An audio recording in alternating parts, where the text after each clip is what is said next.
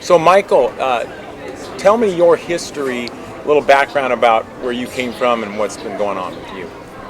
I grew up in Los Angeles, Bob. My father was in the restaurant business when I was young, and he actually started a chain of pizza restaurants, and he got other members of the family into it. So we had 10 members of our family that had restaurants, and I grew up working in my father's restaurants. And when I got out of college, I worked for him for 2 years, and then I opened up a small restaurant of my own in 1971.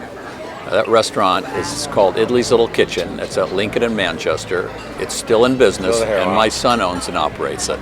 Wow. But shortly after I was in the restaurant business, I started to invest in real estate, hoping that perhaps when I got into my 40s and 50s that I would have some investments to rely on and not have to be dependent on operating restaurants. And so I started with a 3-unit apartment building in Glendale, and basically that's how I got started. Wow, that's a great story. So we're here today at the Malibu Country Mart, which is a very popular civic area in Malibu. Can you give me some history on this space in particular? Because most people don't know how it started. Yes. This particular property was originally developed from a motel by Fred Siegel, probably around 1976, I believe. He sold it not too long after he developed it to Columbia Savings and Loan, which was a very high-powered savings and loan in the United States that was acquiring commercial real estate.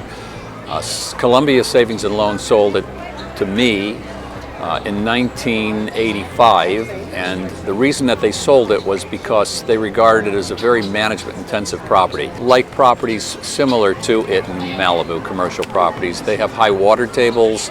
It's in a flood control district. It's in a fire control district. This property I think of as kind of being the downtown or the town center of Malibu. Because we have a playground and we have a high concentration of stores and businesses that are used by the local residents, and so I think it's important that I manage it in a way that is favorably synergistic to the needs of the Malibu community. I'm very proud of the property.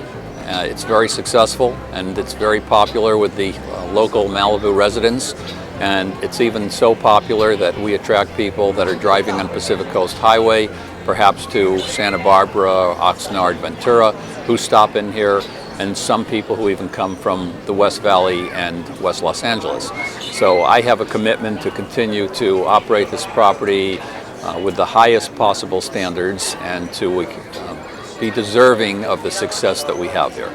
So Michael, do you have any personal agendas or pet causes that you are trying to advance through Malibu Country Mart or through any other project that you have that you're developing? Well, I do. I'm very concerned about the ecology. I think that it's probably the greatest threat to mankind and probably not adequately appreciated by most people. We're very environmentally sensitive on our own living practices. For example, I've been driving an electric car for some time, and other family members drive electric cars, and I've tried to bring those values to my management of the property.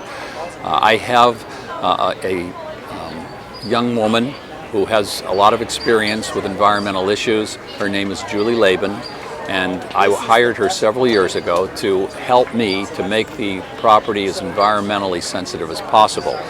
And so we're currently working toward obtaining a LEED certification, which is the highest certification that you can have for commercial property in terms of maintaining the proper environmental considerations. We have electrical charging stations, which we've had for many years. We've worked to ensure that virtually all of the waste here is able to be generated as compost. We recycle. We have drought-tolerant plants throughout our property. We have rainwater harvesting. We have synthetic turf in some areas, which looks and feels very much like grass, but has the advantage of our not having to use water for that portion. We have earth-friendly play areas. We're very concerned about all of the chemicals that we use in the property, that they're all environmentally safe. And not only do we do that on our side for our management, but we also work hard to encourage all of the tenants in the property to follow the same procedures. I have a proclamation to read. Whereas the City of Malibu's Environmental Sustainability Department strives to ensure safety of the built environment, now therefore be it resolved that the City of Malibu declares March 23rd, 2013 through April 30th, 2013 as Earth Month in the City of Malibu, and encourages everyone to adopt ecological and ocean-friendly practices to reduce... And there's really a lot that we're doing. We're totally focused on all of the environmental issues here. Do you think this is somewhat unique in Malibu as far as the other plazas that there are in this town, the 3 or 4 other ones? Are you rather unique in that regard? I couldn't really speak for what the other property owners are doing, but I know that we were the ones that really started all of this, and I'm hoping that some of them have or will follow our lead. And also, Bob, Julie Laban, who has, I mentioned, been overseeing the environmental management, has made several videos which are made available to the public so that we give a background on what the benefits are and what we're doing. What does the brick and mortar future of retail look like in Malibu, in your opinion?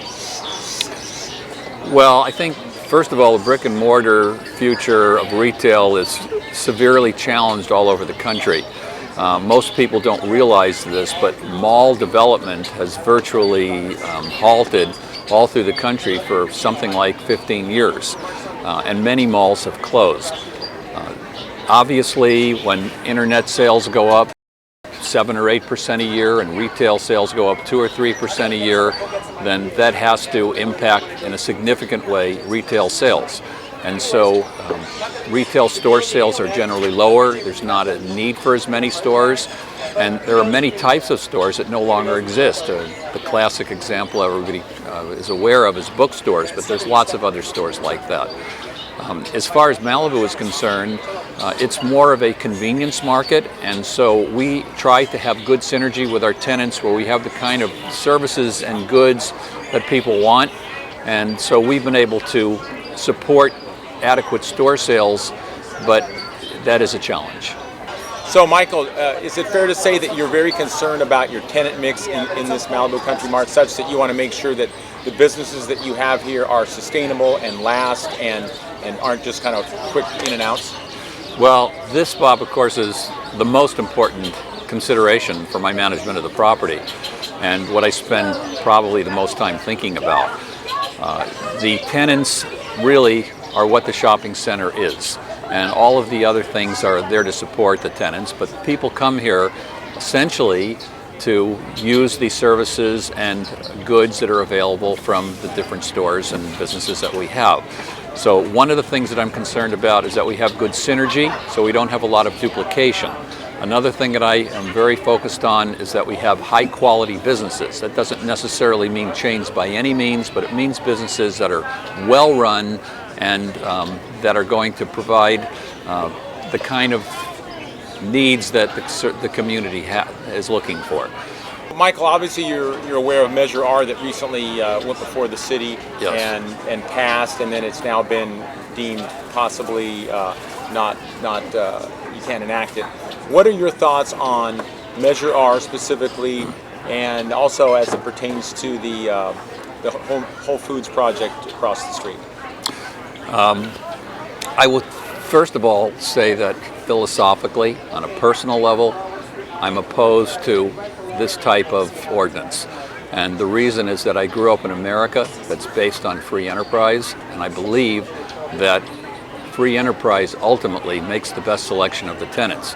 So it's been my experience, for example, that we have a tenant that's a chain or otherwise, and that's not what people in the community want. Those businesses don't succeed and they have to be replaced. Having said that, I have not participated in this legal challenge that's been taking place over the last couple of years because we try to have the center operated that it's unique and interesting and has a certain community feel, and we're not trying to make it into a mall center, and so I don't aspire to have a lot of chains here. And the 30% restriction that the Measure R has imposed has been something that I have always been under that. All of my properties have had chains based on their description, a number of chains under the 30%. So tell us about the process, Michael, of evaluating a potential tenant. What are the factors that you look at? When I'm evaluating potential new tenants, I have to consider the likelihood that they're going to be successful. And there's a factor that has to do with the community, because ultimately the community decides whether a tenant is successful or not. I don't. So I try to make that decision, and I hope that I make the right decision. But ultimately, the shopping patterns of the Malibu community is what ultimately determines the success of a center. Incidentally, I always try and get tenants that I think are going to not draw from outside of the Malibu community. I try and find tenants that I think Malibu is going to embrace. And one of the things that I think is evidence of that is that since I've owned this property, which is 1985, so it's already 31 years, I've never advertised outside of the Malibu community. I've done all my advertising in local media. Michael, you've got obviously many different kinds of tenants, some that have been here for 20, 30 years and others that have just come in. So tell me a little bit about a few of your tenants. Just give me a little bit of a slice of that. Well, recently we leased the front restaurant space to Sun Life Organics, and we actually had a lot of restaurant people that were interested in that space because it's very well exposed. It's right in front of the property. It has a beautiful patio that's included, and we leased to them at a rent that is certainly fair, but probably less than I could have achieved from some alternative food uses. The reason I selected them was because the owner of Sun Life Organics is a local person. He hires local people. He has a very successful restaurant up in Point Dume that he's operated for a number of years, and I felt that it was really an excellent fit for the community. Another tenant that I would showcase is John's Garden. When I acquired the property in 1985, John's Garden was one of the original tenants, so they had already been here for a number of years. Possibly about 15 years ago, there were two brothers that owned the business. One of them retired, and then the other one decided that he would like to retire, and so he came to me and he said that he was going to close the business. I felt that this is really one of the iconic businesses in our center and that people loved it and it would be a loss to the property. So I completely reconstructed John's Garden for him as an incentive for him to stay, and consolidated the space a little bit so that I could reduce his rent. And he did continue to operate the business for quite a number of years, and eventually he sold it to another excellent operator who's done a good job of carrying forward with that. Yeah, and also, I and the Malibu Country Mart have been actively involved in the emergency preparedness along with the Chamber of Commerce. We had a day a while back where all of our employees were trained in emergency preparedness and given emergency preparedness kits. Incidentally, when we had the terrible fires many years ago, we made Malibu the center for the local fire department, and they operated off our property, and we sponsored all of the restaurants to provide free food to all of the fire people and all of the other people in the community. You just kind of started from the ground up, and it just kind of grew from there, and it's all your concept 100%, right? It is, and I would tell you, Bob, that I own properties in 7 states now. We have a very significant commercial real estate portfolio. We have a lot of shopping centers and other commercial type properties, but this property here, the Malibu Country Mart, is my legacy, because I think of this as being one of the most iconic and special shopping centers in the United States. When I come here and I look around and I think, where could you possibly go to a commercial shopping environment and find such beautiful landscaping, such special art objects, such a beautiful children's park, and such a unique collection of really great stores, shops, and restaurants.